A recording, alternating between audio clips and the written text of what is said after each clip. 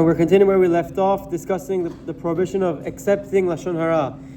So I think we have to start today with just defining and reminding ourselves what's the logic behind the prohibition of accepting. We understand speaking. We spoke at length about why it's prohibited to speak Lashon Hara, beyond just the Psukim, also what the effect it has on society.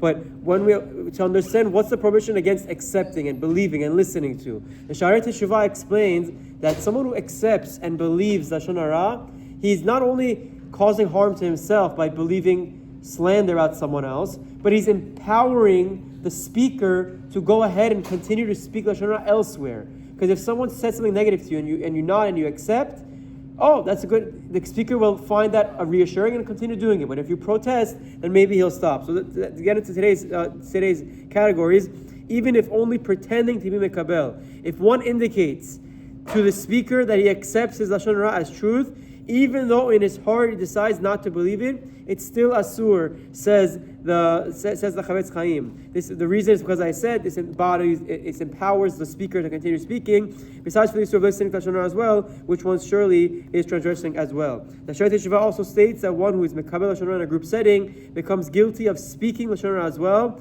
since indicating his acceptance of the negative speech encourages and sways other listeners to accept it too. So that there's twofold. There's in a group setting and there's one-on-one. In a group setting, it's even worse.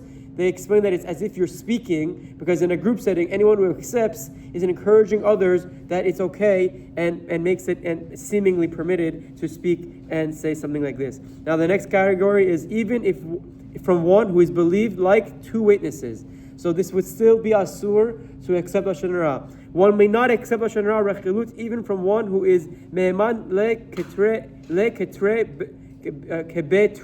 a person who trusts and who believes on the level of two witnesses who will testify in Bet Din. There's a very unique element in Halacha. The most trustworthy, the most spiritual, with the most Yirat Shemaim individual, in some scenarios, might be considered like two edim, like two witnesses in the Jewish court of law. This person is someone who he believes would have never lie, has a very high level of Yirat Shemaim. Although this heter does exist in Halacha, if you read the Shmirat Lashon and Chafetz Chaim, you'll see this concept.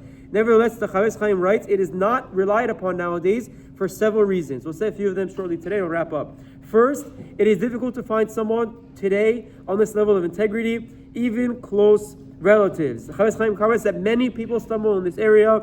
They are generally mindful not to accept Lashon Hara Rechilut, heard from others. However, if the report came from their parent or spouse, they believe it unquestioningly, even claim that these relatives are trustworthy to them like two witnesses. The Chaim says it's very normal. Unfortunately, it's so rampant in our generation of Lashon Hara that even the most righteous people might stumble upon it. It's this week's parasha. We have Moshe and Miriam and Aharon. Even them, on their level, we're not getting into that, but it's something that is very difficult in our generation to find someone of that stature.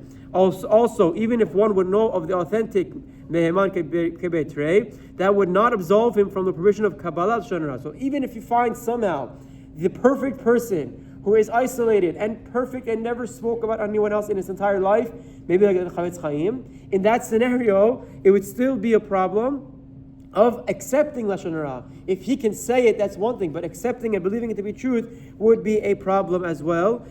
Bringing up past negative deeds or faulty character traits, or reporting negative deeds which could be excused due to lack of knowledge or unintentional transgression. Even if such information could be believed as truth, the listener would still be guilty of accepting Lashon Hara as factual Lashon Hara, is still asur to relate or accept. And lastly, last for today, in addition, even if one could rely on this leniency, it would be possible that if the speaker saw that the negative action himself, not if he heard it from others.